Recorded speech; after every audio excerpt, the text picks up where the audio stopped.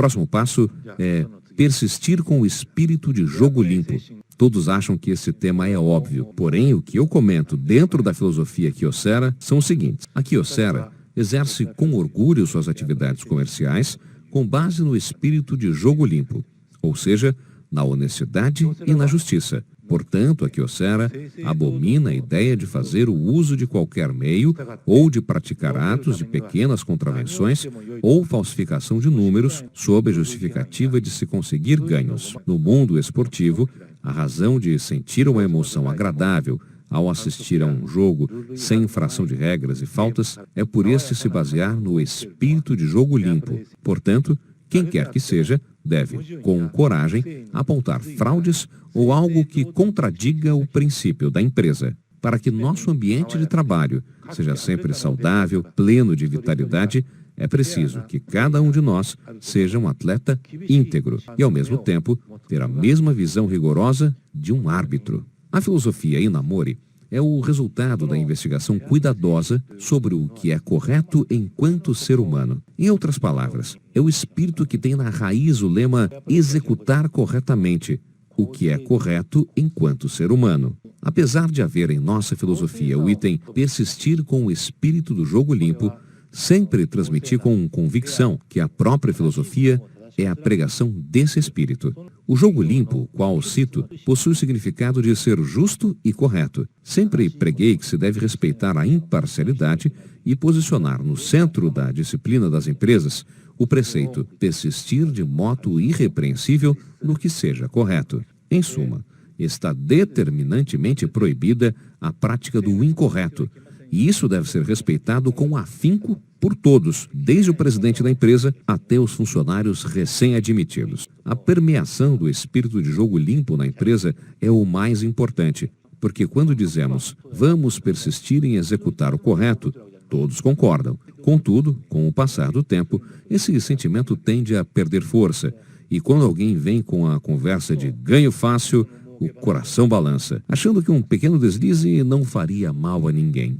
Ontem, conversei com um diretor da empresa de valores mobiliários. Como todos sabem, foi descoberta no passado fraude de compensação de perdas realizada por empresa de valores mobiliários, gerando muita polêmica. A causa foi a venda de ações aos clientes com a promessa de ganho seguro, cujo resultado foi o contrário em consequência do estouro da bolha econômica. Para cobrir o prejuízo, foi feita a compensação. Foi um problema social relevante. Apesar de esse fato ainda estar fresco em nossa memória, foi descoberta outra fraude, cometida novamente por empresas de valores mobiliários. Recentemente, os títulos do governo foram desvalorizados e essas empresas estão vendendo novos títulos de obrigação com o valor ajustado para recuperar o prejuízo causado aos clientes com os títulos anteriores. Em outras palavras, corre o boato de prática de fraude, de negociar com preços manipulados e não de acordo com as taxas do mercado. Apesar de terem provocado um grande escândalo,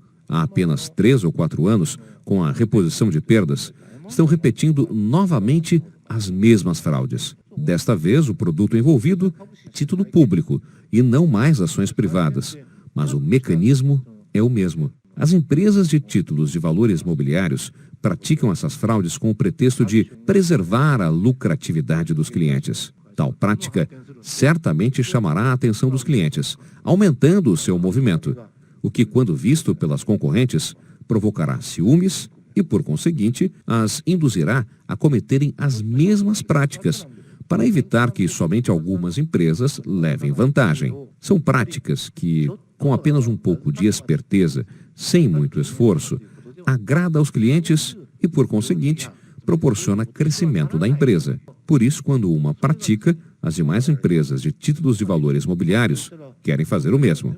O problema aqui não é o volume de valores envolvidos, e sim a violação da regra fundamental de respeitar os regulamentos. Não importa se é uma pequena ou ínfima infração, isso não diminui a pena do infrator, pois a regra é não cometer fraude. Quando falo a respeito, muitos concordam, porém, com o passar do tempo, cada qual interpreta à sua maneira e é muito frequente ver pessoas que acabam cometendo alguma infração.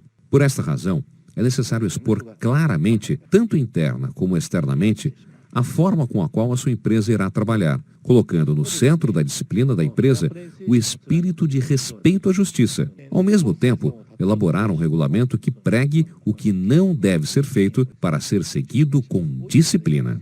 Contudo, o mais importante é que quem quer que seja deve denunciar abertamente qualquer indício de fraude ou atos que contradigam o princípio da empresa, conforme consta na filosofia Inamori. Ou seja, criar um ambiente interno no qual mesmo um funcionário recém-admitido tenha condições de indagar junto à direção se aquilo que ele observou e que, em sua opinião, é incorreto, não seria um problema para a empresa. Se, ao contrário, todos ficarem calados com medo de represálias vindas de seu superior, não haverá esperança para essa empresa. Em suma, é necessário erigir um ambiente em que todos, independentemente de seu nível hierárquico, observem, com o olhar de um árbitro, tudo o que acontece na empresa. A empresa constitui-se de um grupo de pessoas e, portanto, mesmo sabendo que falar mal das pessoas não seja o correto, há quem maldiga do seu superior só para justificar os seus atos ou para vangloriar, tentando assim puxar-lhe o tapete. Na pior das hipóteses, pode surgir alguém que espalhe um boato sem nenhum fundamento só para lograr o companheiro. Em suma, o mundo não é formado somente de pessoas honestas e de boa fé. Por conta disso, acaba-se criando um ambiente que dificulta citar fraudes internas, mesmo havendo conhecimento a respeito, com medo de ser julgado como um mau caráter. Essa é a tendência em nossas empresas. Isso acaba ajudando na proliferação das fraudes, pois quando uma prática fraudulenta não for repreendida adequadamente, outros funcionários farão o mesmo ao saber da impunidade, e a moral da empresa irá ao chão em pouco tempo. Fraude é fácil de ser percebida pelos que estão em volta do fraudador ou pelo seu subordinado. Porém, é difícil de ser notado pelos superiores, uma vez que são praticadas justamente para não serem descobertas por gestores. Assim, quando chega ao conhecimento dos dirigentes, a corrupção já se propagou em certo grau. Para que isso não ocorra, é necessário criar uma regra que permita que mesmo os funcionários comuns possam denunciar com dignidade contravenções ou fraudes que vieram a perceber. Do contrário, mesmo que falem constantemente que fraude é um ato condenável, não há garantia de que todos os respeitem. Há também meios de analisar se a denúncia de funcionários comuns tem fundamento ou se é simples calúnia para armar logro. Basta verificar se ele realmente viu a fraude cometida por seu superior e está denunciando de maneira construtiva, sentindo que se trata de dever de um funcionário da empresa ou se não passa de crítica pessoal ou calúnia. Que não seja uma crítica tal como aquele gerente é indigno. Deve-se explanar, por exemplo, assim: senhor fulano está realizando tais atitudes que, a mim, parecem problemáticas para a nossa empresa e, portanto, gostaria que se corrigissem. Se realmente for uma opinião construtiva, deve ser ouvida. Resumindo o que acabei de falar, seria: primeiro, criar na empresa um ambiente interno onde todos, independentemente da posição hierárquica, possam denunciar as fraudes que observarem. Segundo, mesmo nesse caso, não permitir que se faça somente uma crítica ou reclamação referente à empresa ou ao seu superior. Terceiro, se a citação é feita com intuito construtivo, essa é bem-vinda e os superiores devem ouvi-la, mesmo que venha de um funcionário do último nível hierárquico. É esse tipo de ambiente que gostaria que todos criassem em suas empresas.